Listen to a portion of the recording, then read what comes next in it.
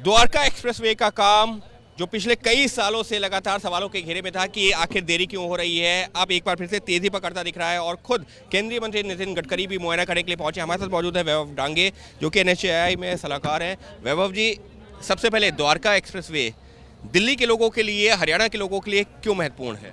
देखिए, आप जानते हैं बहुत सालों से ये प्रोजेक्ट अड़ा हुआ है। आपके अखबारों ने, सभी मीडिया ने हमेशा लिखा है। यहाँ लगभग हज़ारों घर बने हैं, नए लोग रेजिडेंट हैं, उनको जाने आने के लिए एक्सेस नहीं है। तो ये बहुत बड़ा एक आवश्यकता थी। साथ ही साथ दिल्ली, गुड़गांव और जयपुर रोड आप जानते हैं हमेशा कंजेस्टेड रहता है। दिन भर में 3 लाख से ज़्यादा गाड़ियाँ उस पर चलती है। तो उसके लिए पैरेलल कनेक्शंस की आवश्यकता तो हम सब लोग महसूस कर ही रहे थे। तो द्वारका एक्सप्रेसवे उस कंजेशन को मेरे अंदाज से 15-20% तक कम करेगा। प्लस यहाँ एक नया अल्टरनेटिव रूट बनने से यहाँ के एरिया का भी डेवलपमेंट होगा, यहाँ जो नए घर बने हैं उसके लिए भी लाभ होगा। तो मुझे लगता है ये दिल्ली के ओवरऑल कंजेशन को सॉल्व करने के लिए, पोल्यूशन को कम करने के लिए काफ़ी बड़ा कंट्रीब्यूशन करेगा। आसान शब्दों में समझना चाहें, अगर जो है किसी को पहले दिल्ली से जयपुर जाना होता था तो वो यही रूट लेता था जो गुड़गांव होता हो जाता था। तो क्या ऐसे में जो हैवी ट्रैफिक है, अगर जो है उसको गुड़गांव में नहीं एंटर करना है, वो द्वारका एक्सप्रेसवे से निकलता हुआ सीधे गुड़गांव के लिए, वो जयपुर के लिए जा सकता है? वो निश्चित रूप से जा सकती है। साथ ही साथ जो वेस्टर्न और नॉर्दर्न दिल्ली के लोग UER2 बनने के बाद जिनको धौला कुआं और रिंग रोड होते हुए रेगुलर दिल्ली गुड़गांव रोड से आना पड़ता था, उनके लिए भी एक पैरेलल रूट बनने वाला है कि UER2 बनने के बाद वो सीधा द्वारका पहुंचेंगे, द्वारका से द्वारका एक्सप्रेसवे लेते हुए सीधा खिड़की दौला पहुंचेंगे।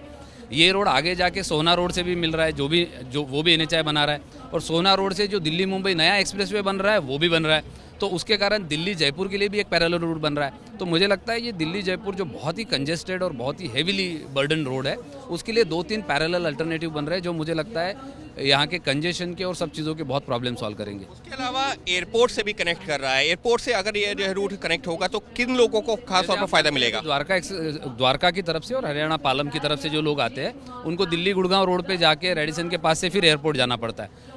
जबकि ये बनने से यहाँ एक इंटरनल टनल बन रहा है जो सीधा T3 पे कनेक्ट करेगा।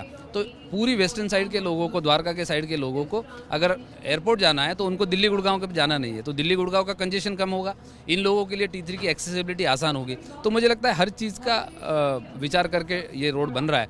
इसको पैरेलली आगे शिवमूर्ति से रंगपुरी बाईपास की तरफ भी जोड़ रहे हैं। तो मुझे लगता है ये ओवरऑल इस पूरे एरिया के चित्र को बदल देगा और ट्रैफिक को काफ़ी स्मूथ कर देगा। काफ़ी स्मूथ कर देगा। वैसे एक आखिरी सवाल, इस सबके बीच में अगर हम बात करें, ये प्रोजेक्ट डिले को लेकर के लगातार सवाल उठ रहे थे, क्यों डिले हो रहा था और अब क्या उम्मीद है, किस तरह से अलग अलग फेजेस में कंप्लीट हो जाएगा और कब तक?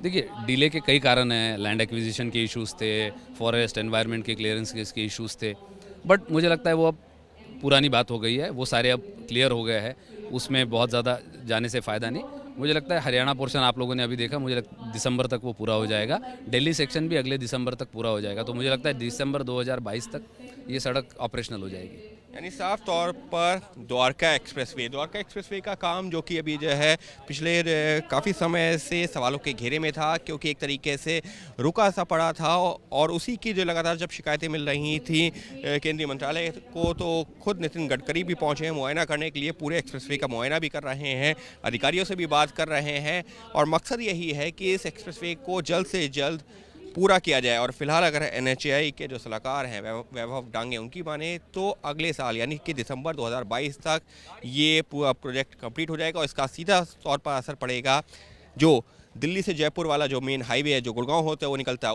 उसके ट्रैफिक पर भी करीबन 15 से 20% तक जो है कमी आएगी। और उसके अलावा अगर किसी को उस रास्ते में जाना ही है तो वो इस बाहर के रास्ते से एक पेरिफेरल रोड का इस्तेमाल करते हुए जा सकता है। तो ट्रैफिक में भी कमी आएगी, प्रदूषण में भी कमी आएगी और निश्चित तौर पर जो एक डीकंजेशन का मकसद है, यानी कि जो एक बड़ा ट्रैफिक है उसको कैसे कम किया जाए, उस ओर ये कदम उठाया गया है।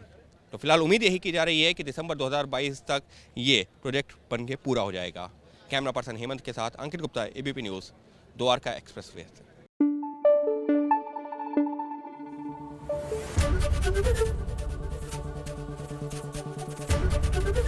ABP न्यूज़ आपको रखे आगे।